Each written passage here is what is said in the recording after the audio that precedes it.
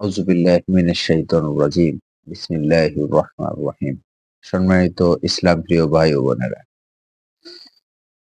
আশা করি সবাই ভালো আছেন, সুস্থ আছেন এবং সুন্দর আছেন। আমরা বেহেশতি জীবন নিয়ে আপনাদের সামনে প্রতিনিয়ত ধারাবাহিকভাবে আলোচনা করতেছি, অবসরে তালিম পর্বে। আজকে এই পর্বে আপনাদের সামনে বখিলির মানে কৃপণের পরিণাম নিয়ে আপনাদের সামনে কিছু আলোচনা করব ইনশাআল্লাহ। একবার উম্মুল মুমিনিন হযরত উম্মে সালমার গৃহে হাদিয়ার গোশত আসিয়াছিল। আমাদের হযরত আলাইহিস সালাম গোশত খাইতে ভালোবাসিতেন, তাই প্রতিভক্তা উম্মে সালমা গোশতটুকু হযরতের জন্য তুলিয়া রাখিলেন। ইতিমধ্যে এক ভিক্ষুক গৃহদ্বারে আসিয়া হাঁক ছাড়িলেন, আল্লাহ নামে বরকত দিন, আল্লাহ বরকত দিবেন।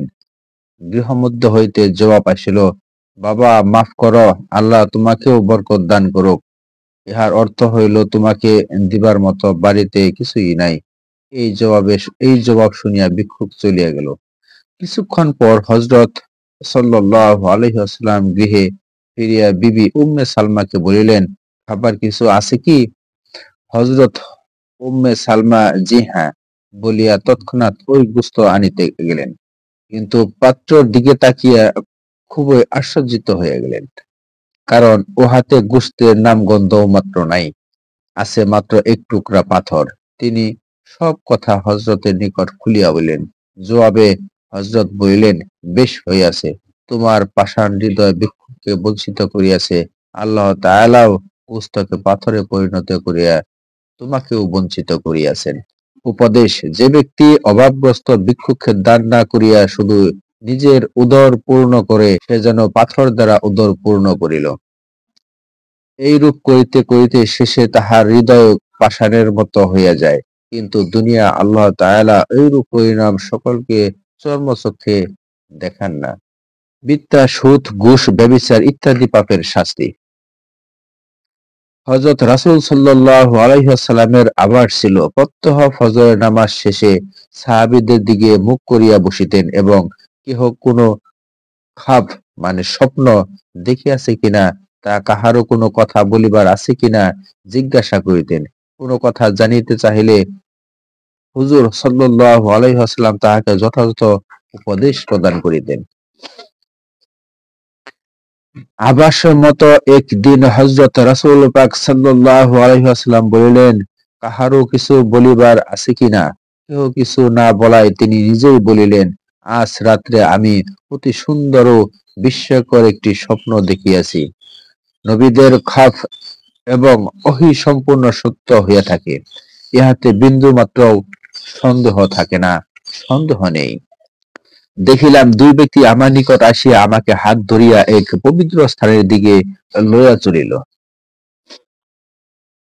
কিছু দূর গমনের পর দেখিলাম একজন লোক বসিয়া আছে, আর একজন লোক তাহার নিকট দণ্ডায়মান রহিয়াছে।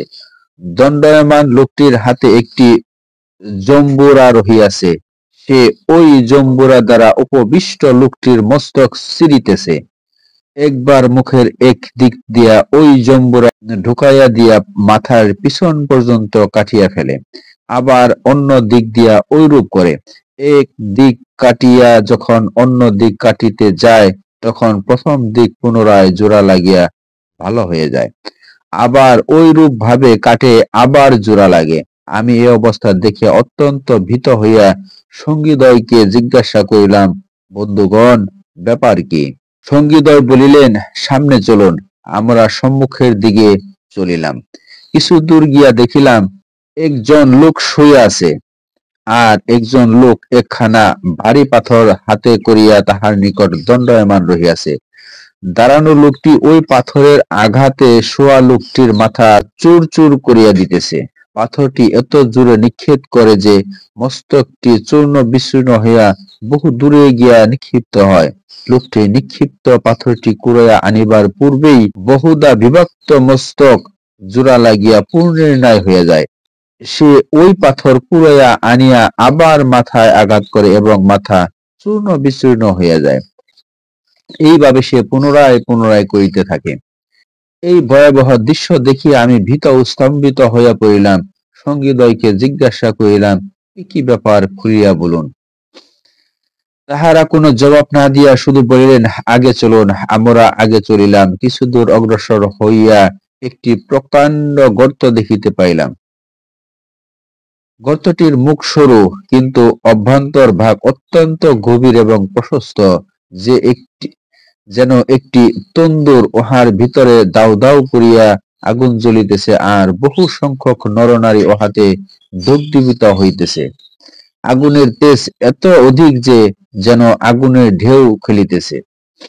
ঢেউয়ের সঙ্গে যখন আগুন উচ্চ হইয়া উঠে, তখন লোকগুলি উথলিয়া গর্তের দ্বারদেশে পৌঁছিয়া গর্ত হইতে বাহির হইবার উপক্রম হইয়া যায়। আবার যখন আগুন নিচে নামিয়া যায়, তখন লোকগুলিও সঙ্গে সঙ্গে নিচে নামিয়া যায়। আমি ভীত হইয়া সঙ্গীগণকে জিজ্ঞাসা বলিলাম, বন্ধুগণ, এবার বলুন এই ব্যাপার কি? কোনো জবাব না দিয়া তাহারা বলিলেন, আগে চলুন। আমরা সম্মুখে অগ্রসর হইতে লাগিলাম। কিছু দূর অগ্রসর হওয়ার আমরা একটি রক্তের নদী দেখিতে পাইলাম।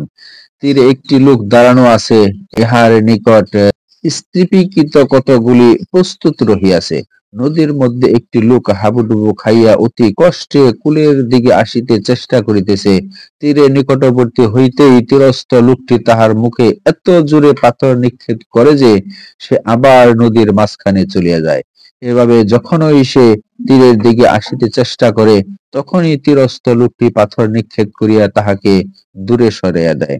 এমন নির্মম ব্যবহার দর্শনে আহ, খুবই আহ, আমি স্তম্ভিত হইয়া সঙ্গীদ্বয়কে জিজ্ঞাসা করিলাম, বন্ধুগণ, বলুন এ কি ব্যাপার? তাহারা কোনো জবাব দিলেন না। বলিলেন, আগে চলুন। আমরা আগে চলিলাম। কিছুদূর অগ্রসর হইয়া একটি সুন্দর শ্যামল উদ্যান দেখিতে পাইলাম। উদ্যানের মধ্যভাগে একটি অতি উচ্চ বৃক্ষ, উহার নিম্নে একজন বৃদ্ধ লোক বসা আছে। বৃদ্ধের পার্শ্বদেশে অনেক বালক বালিকা। বৃক্ষটির অপর পার্শ্বে আরো একজন লোক বসা আছে, তাহার সম্মুখে আগুন জ্বলিতেছে। ওই লোকটি আগুনের মাত্রা আরো প্রবল ভাবে বৃদ্ধি করিতেছে। সঙ্গীদ্বয় আমাকে বৃক্ষে আরোহণ করিতে লাগিলেন। বৃক্ষটির মাঝামাঝি গিয়া দেখিলাম এক সুদৃশ্য অট্টালিকা। এমন সুন্দর ও মনোরম অট্টালিকা ইহার পূর্বে কখনো আমি দেখি নাই। অট্টালিকার ভিতরে পুরুষ, স্ত্রী, বালক বালিকা সকল শ্রেণীর লোক রহিয়াছে। অট্টালিকা হইতে বাহিরে আসিয়া সঙ্গীদ্বয় আমাকে আরো উপরে লইয়া গেলেন। তথায় অপর একটি উত্তম অট্টালিকা দেখিতে পাইলাম। উহার ভিতরে দেখিলাম শুধু বৃদ্ধ ও যুবক। আমি সঙ্গীদ্বয়কে বলিলাম, আপনারা আমাকে নানা স্থান ভ্রমণ করিয়া ঘুরাইয়া ফিরাইয়া আনিলেন, এখন বলুন দেখি ওই সব কি ব্যাপার দেখিলাম?